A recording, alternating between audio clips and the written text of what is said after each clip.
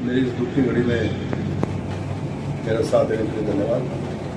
मैं ये press conference इसलिए कर रहा हूँ कि प्रेस के माध्यम से अपनी बात रखने का यही एक तरीका है।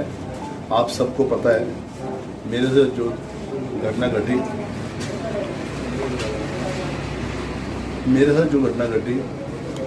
2020 में भी मेरे बेटे की संदिग्ध परिस्थितियों में जेल में मृत्यु हो जाती है, तब भी आप साथियों ने इस बात को बड़े जोर शोर से उठाया और हमने सरकार से मांग की कि आप सिर्फ एक काम हमारे लिए कर दो कि हमें ये पता चले मेरा बेटा हंसपुस था, जवान था, तो उसको क्या कारण था, उसकी मौत किस कारण से हुई है।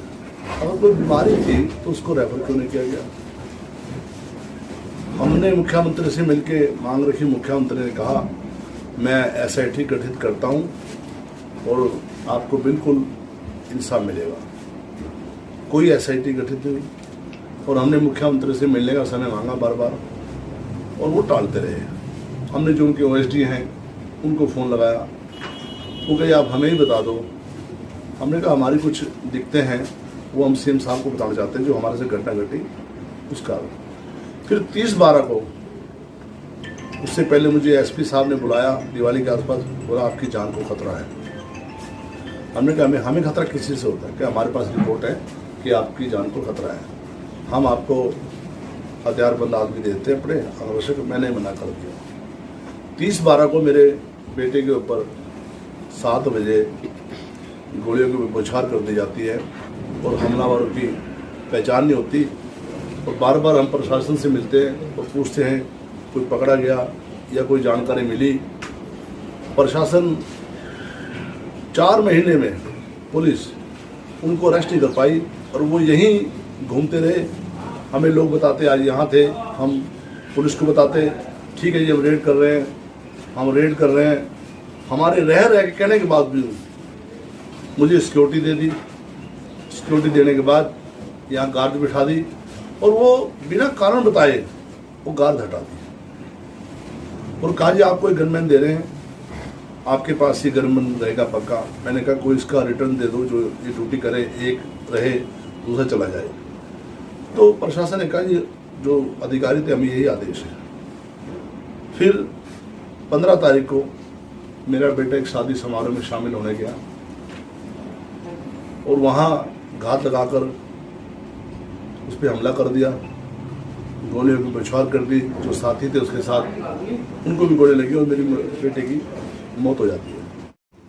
लेकिन परसों 2 आदमी अरेस्ट किए हैं और उन्होंने अपने बयान में जैसे प्रशासन बता रहा है 2 आदमियों ने ये बयान दिया भाई हमने रेकी हमारे घर के बाहर से की है, हमने रेकी 14 तारीख को भी की है, हमने जानू वाल्मीकि रेप की 13 तारीख को भी की है सिटी सेंटर के आसपास से। जिस दिन 15 तारीख को ये घटना घटी उस दिन रात की पुलिस की चेकिंग चल रही, जो पुलिस अखबारों में दिखाती है भाई हमने सारी रात चेकिंग की। वो अपराधी 3 गाड़ी मेरे घर से बाहर के होते हुए सिटी सेंटर जाते हैं और फारा चौक से निकलते हुए उस पैलेस के बाहर खड़े होते हैं। किसी ने 3 गाड़ी को रोकने की कोशिश नहीं की। अगर थोड़ा सा मुस्तैदी से काम करते तो मेरे बेटे की जान बच जाती। आज जो 2 आदमी पकड़े हैं ये भी एक खाना पूर्ति है। जो मेन अपराधी हैं जो यहाँ आमतौर घूमते रहे हैं, कोई शेर खान तो यही रहा करता था, ये सचिन, सुमित और सट्टी जाट।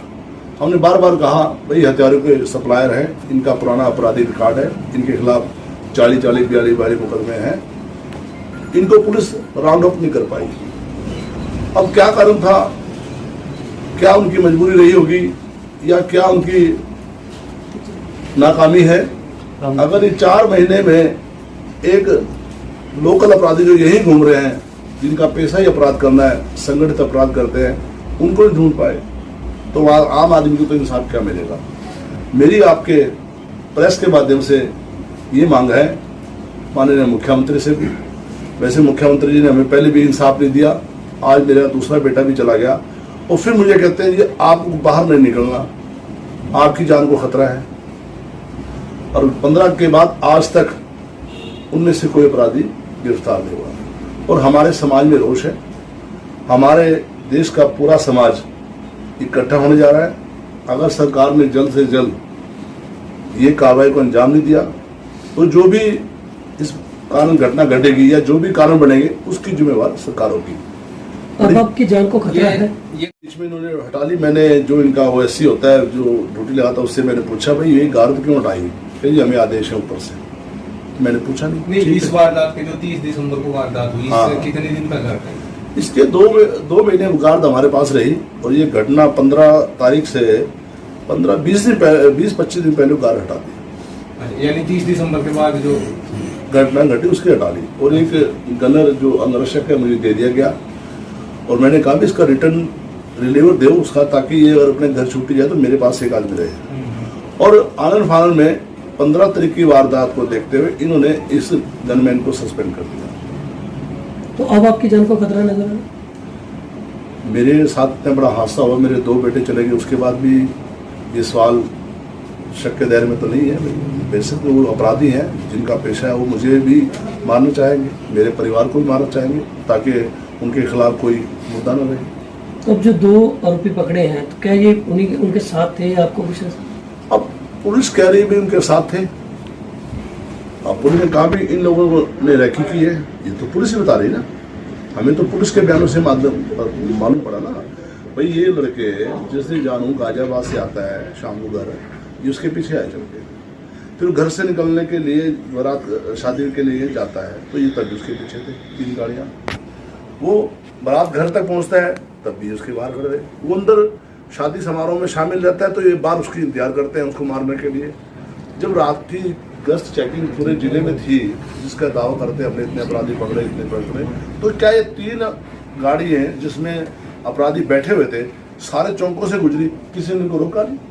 और वो हथियारों के साथ थे और बड़े खतरनाक हथियार उनके पास थे और लाठी और गाड़ी उनके पास थी। और एक गाड़ी में ठूस के भरे हुए थे, 3 गाड़ियों में 18 आदमी थे जो पुलिस के लिए 18 की पहचान, 12 के नाम उन्होंने लिखे हुए डायरी में, 3 वो है 15 और भी लोग हैं।